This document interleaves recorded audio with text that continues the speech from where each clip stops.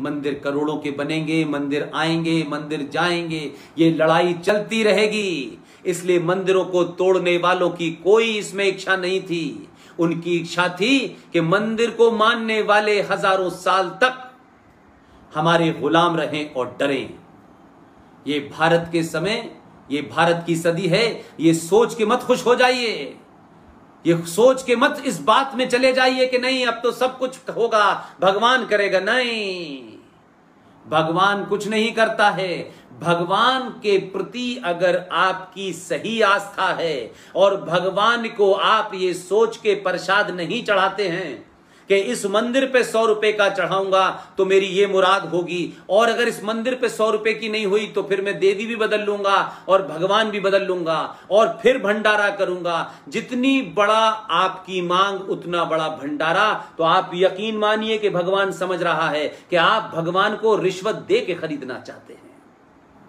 वो भगवान, वो शक्ति जो बैठी हुई है, ये हमारे जितने मंदिर हैं, इसमें भी एक बात बता दूं, ये जितने भी हमारे ज्योतिर्लिंग हैं, ये साइंस पे आधारित हैं। हमें नहीं पता महाकाल क्यों रखा गया।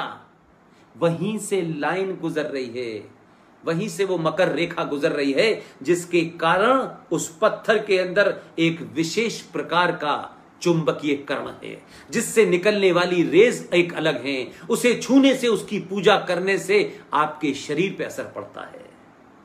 हमने मठों को, मंदिरों को सिर्फ एक पाखंड बना दिया। यहां 50 रुपए चढ़ाओ, यहां 20 रुपए चढ़ाओ, यहां 10,000 की थाली की पूजा, वहां 2,000 की पाली की पूजा। हमने कमाई का साधन बना दिया और कुछ लोगों ने उस पर कब्जा कर लिया। ये वो कड़वी सच्चाई है। हो सकता है बहुत लोग मेरी बात से नाराज हो जाएं, लेकिन मैं रहूं न रहूं, मैं यही कहूंगा। मेरी सारी वेदना यह है कि मैं किसी को नुकसान, किसी को तकलीफ नहीं पहुंचाना चाहता, लेकिन अगर ये कड़वी गोली हमने नहीं खाई तो काशी का देवता हमें माफ नहीं करेगा, मथुरा में कृष्ण ने माफ नहीं करेगा। कृष्ण ने सुदर्शन भी उठाया जब समय पड़ा, और उसी कृष्ण ने बांसुरी भी बजाई। अगर दुनिया में भाईचारा था, सब मान ही लेते, तो बंसी बजाने वाले कृष्ण को सुदर्शन चक्र नहीं करना पड़ता और फिर महाभारत नहीं होता।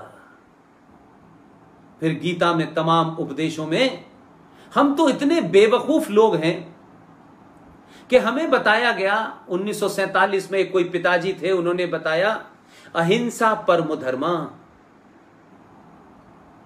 लेकिन अगली लाइन सबने मक्कारी से छुपा दी कि सनातनियों को अगली लाइन का पता ना चले, क्योंकि उन सब का इंटरेस्ट यह था कि ये जो बहुसंख्यक समाज है, इसे भेड़ बकरियों की तरीके से हांको, इसको बांटो, ब्राह्मण ठाकुर में बांटो, जातियों में बांटो, भाषाओं में बांटो।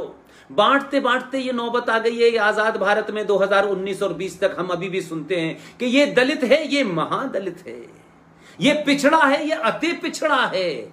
लेकिन वो जो आए हैं 632 से टेंट से निकल के, उनके बारे में नहीं कोई बता पाया कि ये देवबंदी कौन है, ये बरेलवी कौन है, ये अहले हदीस कौन है, ये अहमदिया कौन है, ये कादियानी कौन है। हमने नहीं कहा, क्योंकि हिम्मत नहीं है हमारे अंदर। इसलिए अपने ही घर के लोगों को बांटो, अपने ही 4 भाइयों के बीच में दीवार खड़ी करो। दुश्मन से वो लोग नहीं लड़ते हैं जो अपने घर में लड़ते हैं। आपके घर में भी लड़ाइयां होंगी, लेकिन वो लड़ाई एक क्षणिक है, वो स्थायी नहीं होनी चाहिए।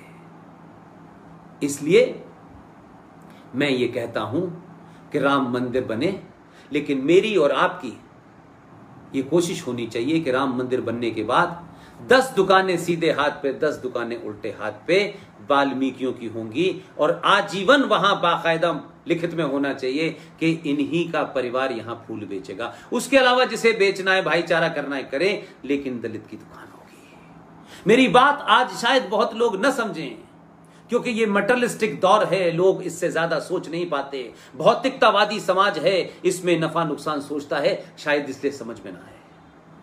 एक एक सनातनी को एक एक सनातनी को चलता फिरता न्यूक्लियर बम बनाइए, उसके अंदर उसकी तर्क शक्ति को, उसके अंदर के डर को निकाल दीजिए, उसे अपने ऊपर आत्मविश्वास इतना भर दीजिए कि वो बगैर किसी सोचे समझे अगर सही बात समझ रहा है तो वो भिड़ जाए, वो डरे ना। क्योंकि हम ये मानते हैं कि जो संसार में आया है उसके जाने का समय निश्चित है। वो कब जाएगा, कैसा जाएगा, ये हमें पता नहीं है। लेकिन हम जब तक हैं अपने होने का परिचय दें। हम जिंदा रहें और मर जाएं इसका कोई मतलब नहीं है। करोड़ों हिंदू जिंदा हैं लेकिन वो मर चुके हैं। हमें किसी की घर वापसी नहीं करना, उन्हें मरे हुओं को, उनके टूटे आत्मविश्वास को आत्मविश्वास जगा करके उनके अंदर एक गर्व की अनुभूति करानी है, सही बात समझानी है, किसी के खिलाफ नहीं भड़काना है, किसी के खिलाफ नहीं लड़ना है। सनातनी किसी से लड़ ही नहीं सकता, उसका पुरुषार्थ इतना मजबूत होता है कि उसके तेज से दुश्मन उसके आसपास नहीं आता। लेकिन 2020 का भारत है, बहुत सारी कमियां आ गई हैं। अपना शत्रु का बोध जानिए। आपका शत्रु कौन है? आपके अंदर है, आपके आसपास है। कौन आपको कमजोर कर रहा है? कौन आपके बीच के लोग हैं जो आपके मंदिर का विरोध कर रहे थे? और उनको हम कैसे कमजोर कर सकते हैं, इस तरफ ध्यान नहीं दिया हमने। कौन मेरी बात से खुश होगा और कौन मेरी बात से नाराज होगा, न इसका मैं बचपन से मुझे इस किस्म की कोई बीमारी नहीं थी। जिसको खुश होना है खुश हो। हां, तथ्यों पे, रेफरेंस पे हो सकता है कोई सवाल उठाए, मैं उसका बात को सरे महफिल जवाब दूंगा। हो सकता है कोई ह्यूमन एरर में मुझसे कोई इंफॉर्मेशन डेट ऊपर नीचे हो गई हो, मैं मानता हूं। लेकिन तथ्य, फैक्ट्स, रेफरेंसेस मेरे गलत नहीं होंगे। मैं आने वाली जनरेशन जो इस समय आधुनिक दौर में सबसे ज्यादा संचार क्रांति का फायदा उठा रही है, उसके पास सेकंडों में पता चल जाएगा। औरंगजेब ने काशी में आया था, बाबर के सेनापति मीर बाकी ने अयोध्या में यह तोड़ी थी, और महमूद गजनवी जो गजनी से आया था उसने सोमनाथ तोड़ा था। 1017 में उसने मथुरा के सारे मंदिर तोड़े थे।